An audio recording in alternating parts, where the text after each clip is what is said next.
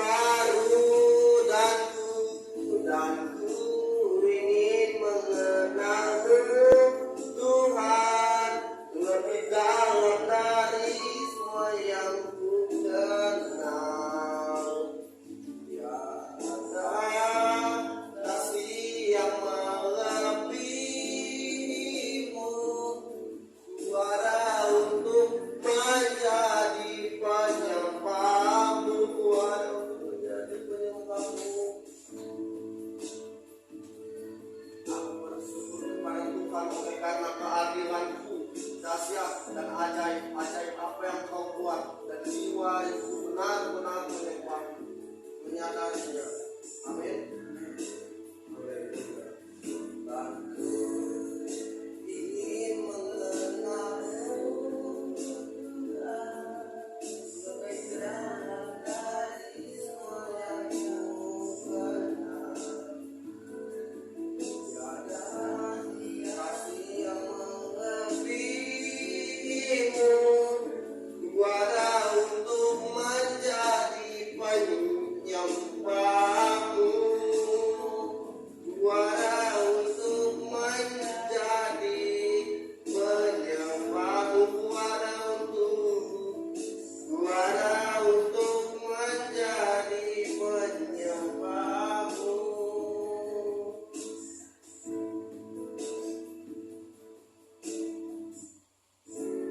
Kami ada pada saat ini untuk menjadi penyembah-penyembah Tuhan dalam roh dan kebenaran. Di bulan yang terakhir, di hari yang terakhir, di bulan keluarga ini, kami menyadari betapa Engkau mengasihi kami, betapa Engkau sungguh-sungguh mengasihi kami. Untuk itu Tuhan, kami pada saat ini menyembah Engkau dalam roh dan kebenaran. Sampaikan isi hatimu, sampaikan firman-Mu adalah kebenaran, dan kebenaran yang memerdekakan kehidupan. Di dalam nama Tuhan Yesus, semua yang siap diberkati sama-sama berkata amin. Jangan tutup. Apa kabar?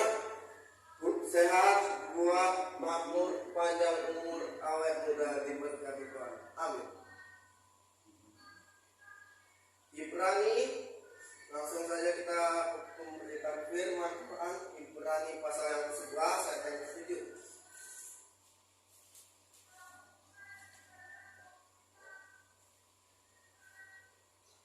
Surat Ibrani pasal yang ke-11 ayat yang ke-7.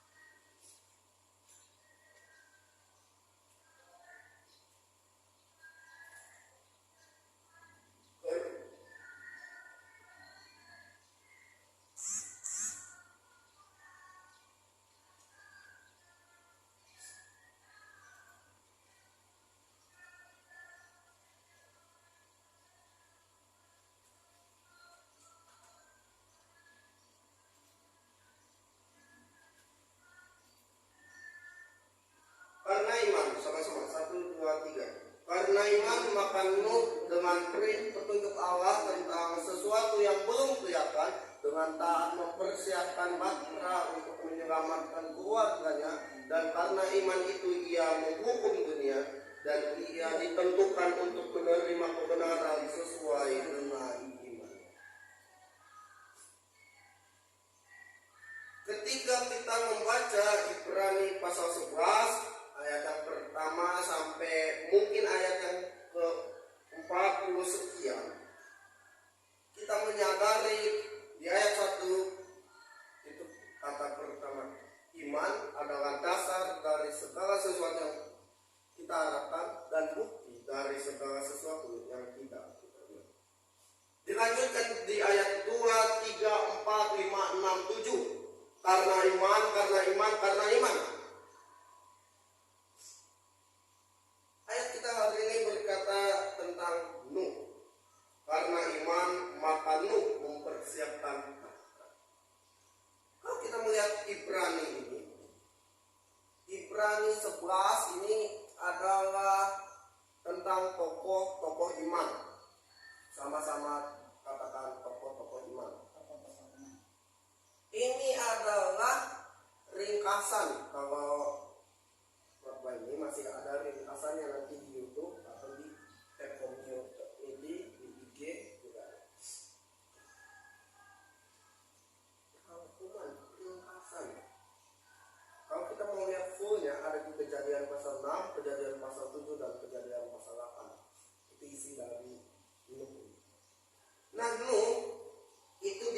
diperintahkan Allah untuk membuat sebuah bara dengan panjang berapa? 350 pasang. Kalau dimeterkan sama dengan 157,5 meter, lebarnya 50, 12,5 meter, tingginya 30 hasta atau 13,5 meter. Volumenya kurang lebih ya 47.840,625.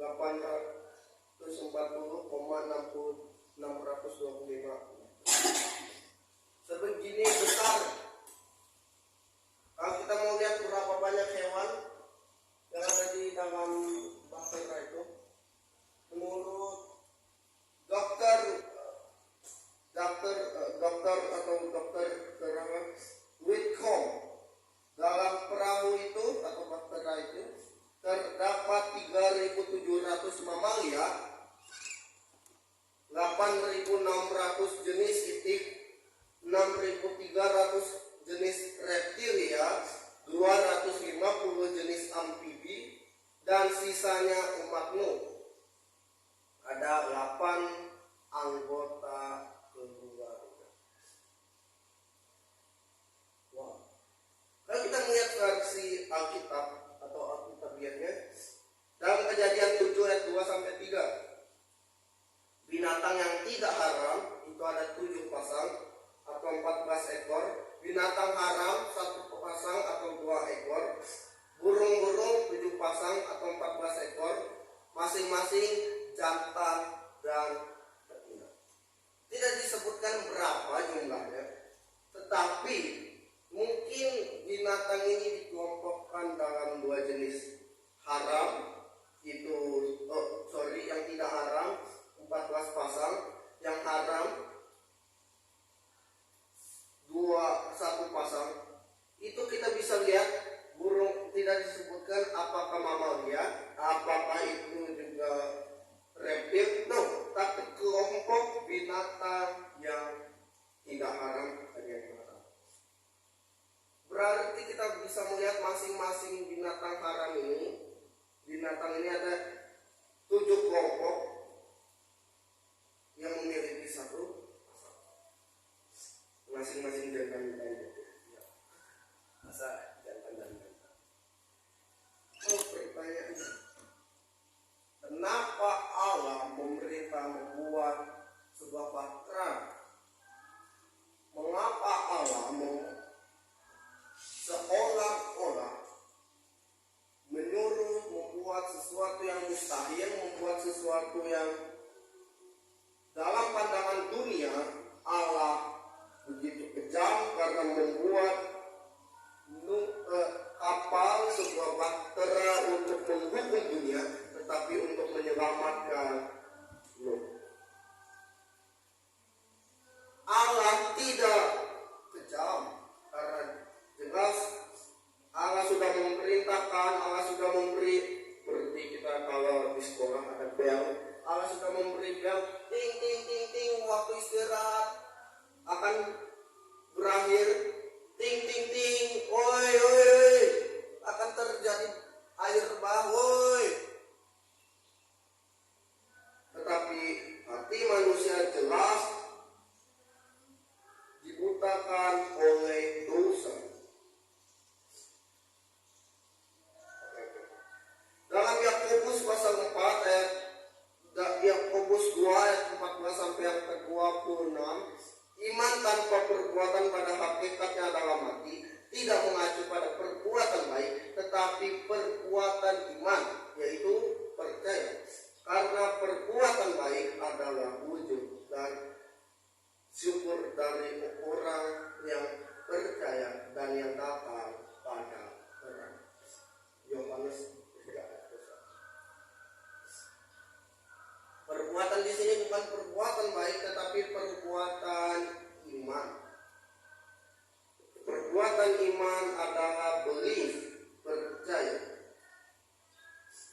Dan perbuatan baik adalah wujud syukur, responsibility, respon. Apa sih negara dengan Kristen paling banyak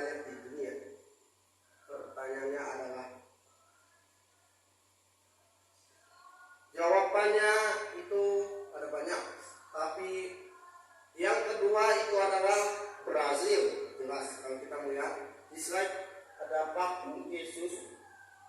Ya. Pada posisi kedua ada Brazil yang mempunyai jumlah pemeluk agama Kristen sebesar 179.910.000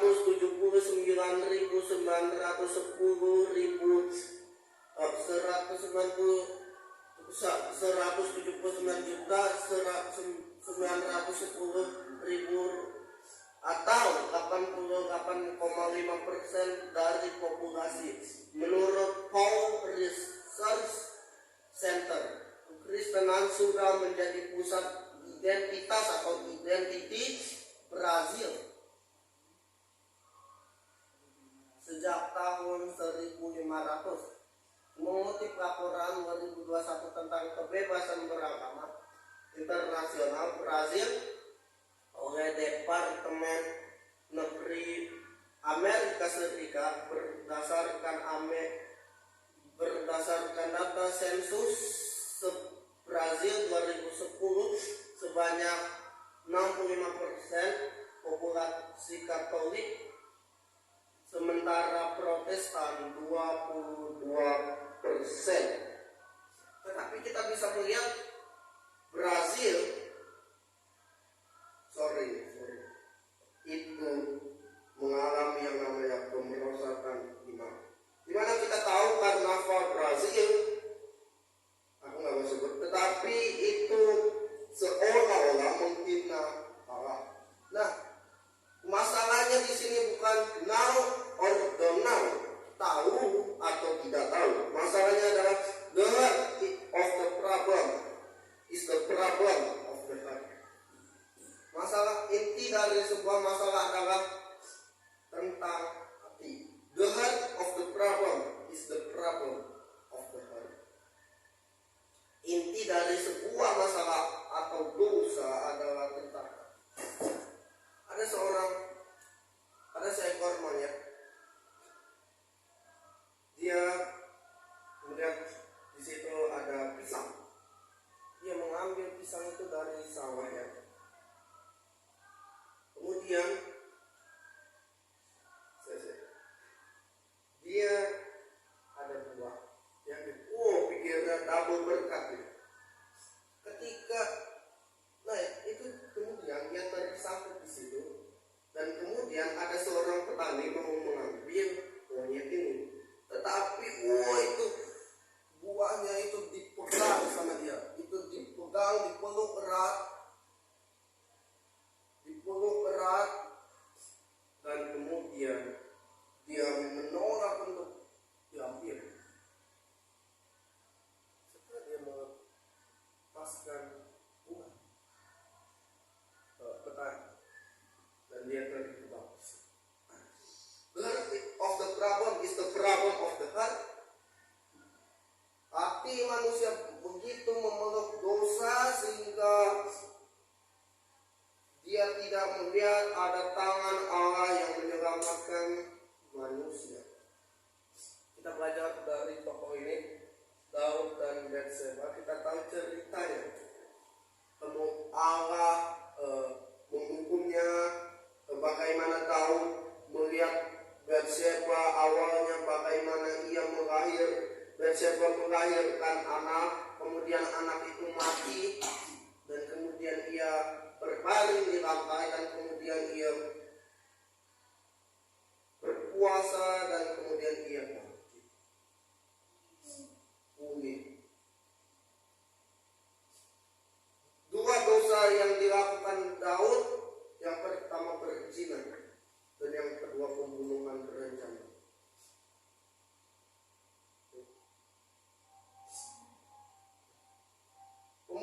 Yang pertama berzina jelas mengambil hak orang lain, mengambil bini orang lain, dan kemudian pembunuhan berencana, suaminya dibunuh, yaitu suami dari Batseba dibunuh, Uria. Tapi apakah Allah kemudian diam? Jawabannya adalah tidak. Dalam bahasa Yunani, Gusti mboten sare. Bahasa Yunani yang mana? yang artinya Allah tidak tidur. Dia menghukum tapi juga memulihkan. Gusti boten sare. Allah tidak menghukum, Allah tidak tidur, dia menghukum, tapi juga satu sisi dia memulihkan. Kita tahu selanjutnya Daud memiliki anak yang namanya Salomo. Tapi apakah Salomo ini kemudian menjadi seorang yang sempurna? No. Dia masih ada kesalahan. Gusti. Next. 1, 2, 3. Miliki spirit pemenang, bahkan lebih dari pemenang. Miliki spirit pemenang, bahkan lebih dari pemenang. Dalam ayat tadi, menerima kebenaran sesuai dengan imannya. Dalam bahasa Inggris, and Noah received from God the righteousness that come by faith. Yang artinya, dan Nuh menerima kebenaran dari Allah karena iman. Kebenaran di sini kasih karunia. Jadi iman timbul dari pendengaran oleh firman Kristus atau firman kasih karunia Kristus. Karena nama ini kita Kristus, bukan ya. Tapi di sini berkata jadi iman timbul dari pendengaran oleh firman Kristus. Bukan hanya firman Tuhan, tetapi firman kasih karunia. Next. 1, 2, 3. Hidup dengan spirit lebih dari pemenang, membuat engkau merasa Christ is more than enough for me. Kristus lebih dari cukup dalam hidup saya, dan menjadikan Kristus sandaran dan pusat. Dan ku ingin mengenalmu Tuhan lebih dalam dari semua yang ku kenal. Tiada kasih yang melebihimu. Perhatikan selanjutnya. Ku ada untuk menjadi penyembahmu. Mengenal Allah lebih dan lebih dari segalanya, dan menjadikan Allah sandaran dan amin. Oh iya. Yang kedua, hidup dengan hati yang rest atau berserah. Kita melihat kisah orang lumpuh di Bethesda. Coba sebentar kita beralih dari slide. Kita buka dalam Yohanes pasal yang kelima. Yohanes pasal yang kelima ayat yang pertama sampai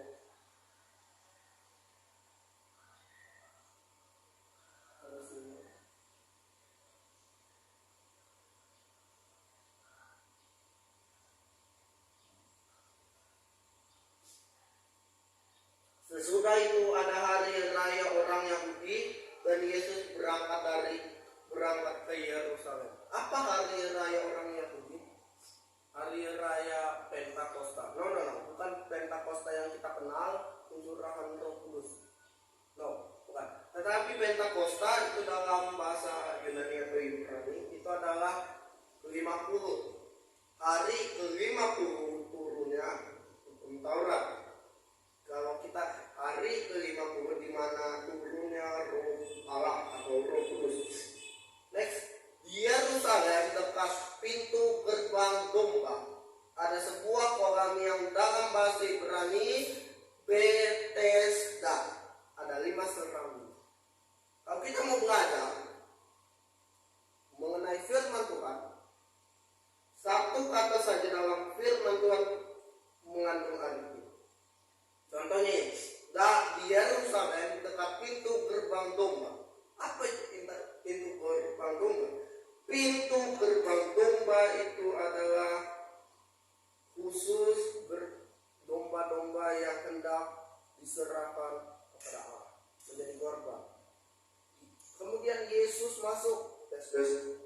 Yesus masuk yang artinya adalah Yesus adalah domba yang diserahkan di dalam rumah, di dalam kolam Bethesda itu.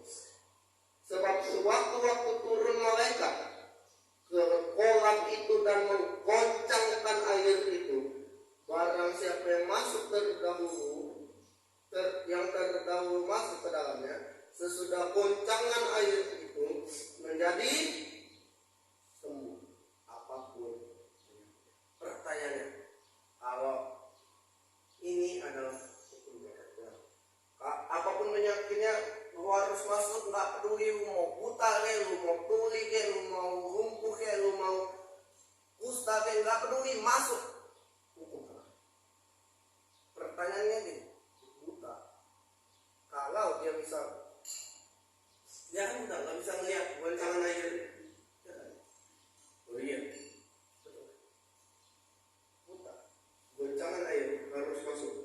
Pertanyaannya, dia buta gimana mau lihat? Ada yang bilang nanti audio pak, audio deh. Oke, audio. Misal tuli gimana?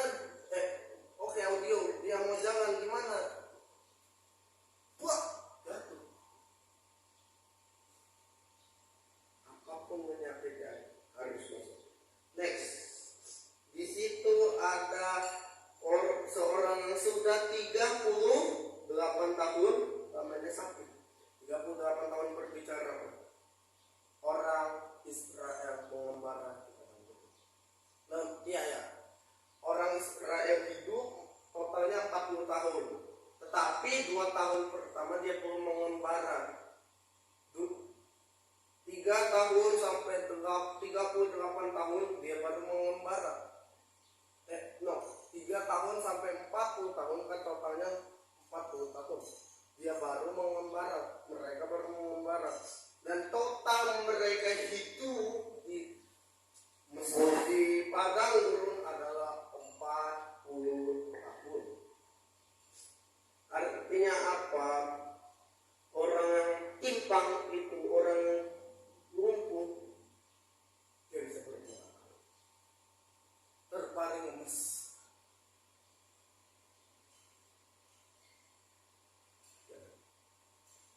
Gak bisa apa-apa 38 tahun. Cannot do something. Gak bisa buat apa-apa. Dia gak bisa kerja. Dia gak bisa masuk ke kolam itu. Next.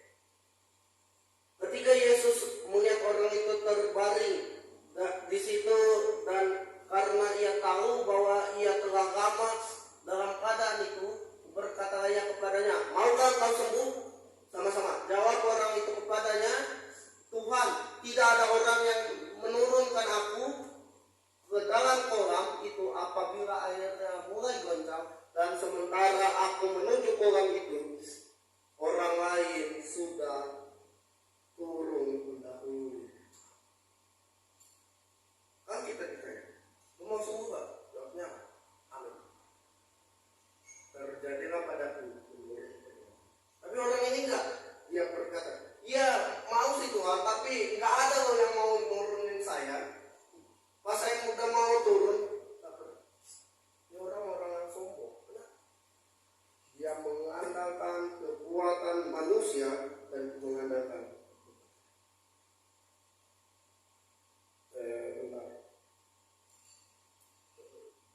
sementara aku menuju kolam itu, orang lain sudah turun mendahului aku. Dia mengandalkan dua hal, kekuatan manusia dan kekuatan manusia dan kekuatan Dia. Padahal Alkitab jelas berkata terkutuk orang yang mengandalkan manusia.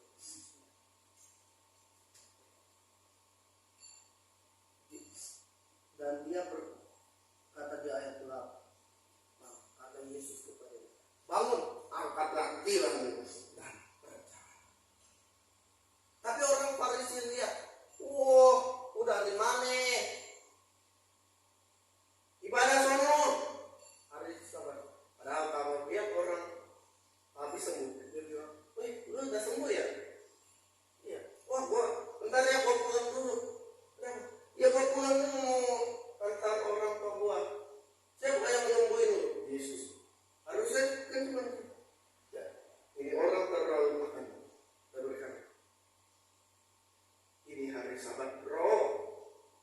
Alkitab berkata Yesus menyembuhkan pada hari Sabat, yang artinya rest, berserah. Di dalam kolam itu, kolam Bethesda itu dalam bahasa Ibrani ada dua kata, bed. Bed itu artinya rumah, dan di sini ada satu kata lagi, hesed, bed hesed, yang artinya kasih karunia. Bed hesed itu apa? Bethesda itu terambil dari bed dan hesed. Seperti Bethlehem, rumah kasih karunia. Artinya kasih karunia dapat memulihkanmu dari apapun masalahmu. Next, 3. Memiliki hati yang tidak berfokus pada masalah. Bahtera untuk menyelamatkan keluarganya. Dalam bahasa Inggris, he obeyed God and built a boat in which he and his family were safe. Menaati Allah dan membangun sebuah bahtera di mana ia dan keluarganya diselamatkan. Bukan hanya untuk menyelamatkan keluarganya, tetapi di sana ia dan keluarganya diselamatkan. Mungkin kita udah gak asing dengan kisah. Kita baca secara bergantian. Kepala penjara itu menyuruh subuhlah memberkari masuk dengan komentar. Tersungkurlah ia di depan Paulus dan Silas. 30.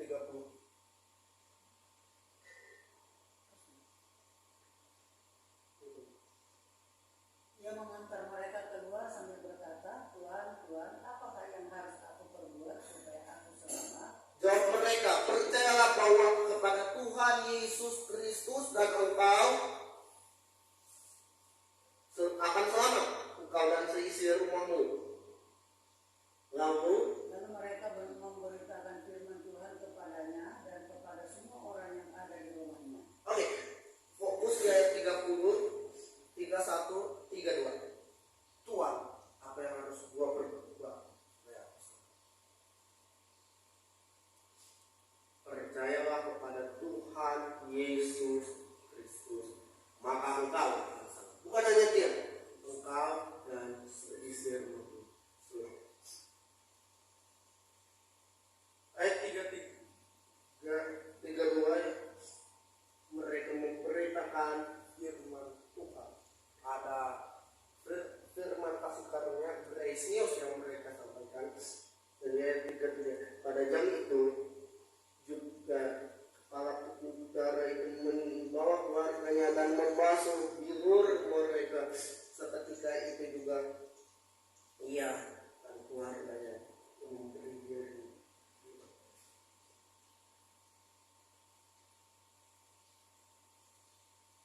Pada saat Yosua berkata, yaudah deh, terserah lu aja.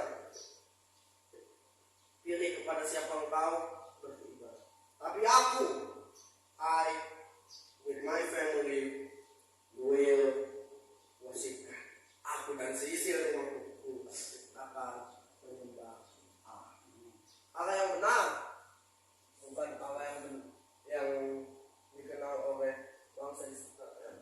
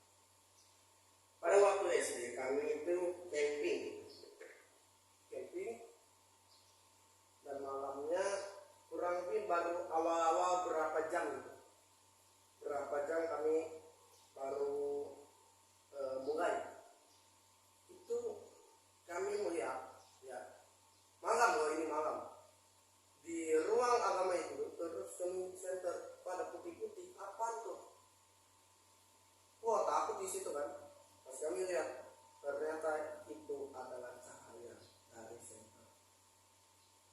Ketika hati fokus pada masalah, maka masalah yang akan membelenggu. Tetapi ketika hati berfokus pada Allah, maka Allah tidak membelenggu. Allah membebaskan dan memberi kebenaran. Kita tunduk kepada. Seringkali hati kami fokus pada masalah, sehingga ya Tuhan kami menjadi dibelenggu oleh masalah kami, sehingga kami tidak bisa melihat ada Allah di tengah-tengah masalah. Kami tidak bisa melihat ada tangan Allah yang besar yang memegang tangan kami. Kami berdoa ya Tuhan pada saat ini buat kami, buat mereka yang sakit, baik mereka yang di rumah maupun di rumah sakit, oleh viewer Tuhan Yesus. Dan kami berdoa bagi mereka yang dalam kesendiriannya, baik janda, duda, yatim, piatu, orang jompo, fakir, miskin yang terpenjara. Tuhan memberi mereka penghiburan. Dan juga kami berdoa ya Tuhan bagi hamba-hambamu, baik pendeta, vikaris, penatua, diakon, guru sekolah minggu, guru agama, ataupun juga multimedia, WL, singer, pembersih gereja atau apapun yang Tuhan tempatkan, apapun pekerjaannya, dimanapun mereka. Tuhan kami berdoa di dalam nama Tuhan Yesus Kristus yang telah mengajar kami berdoa. Bapa kami yang di sorga, dikuduskan namamu, datanglah kerajaanmu, jadilah kehendakmu di bumi seperti di sorga. Berikanlah kami pada hari ini makanan kami yang secukupnya, dan ampunilah kami atas kesalahan kami, seperti kami juga mengampuni orang yang bersalah kepada kami. Dan jangan membawa kami ke dalam pencobaan, tapi lepaskanlah kami daripada yang jahat. Karena Engkau yang punya kerajaan, kuasa dan kemuliaan sampai selama-lamanya. Amin. Kita akan mendengarkan pengumuman.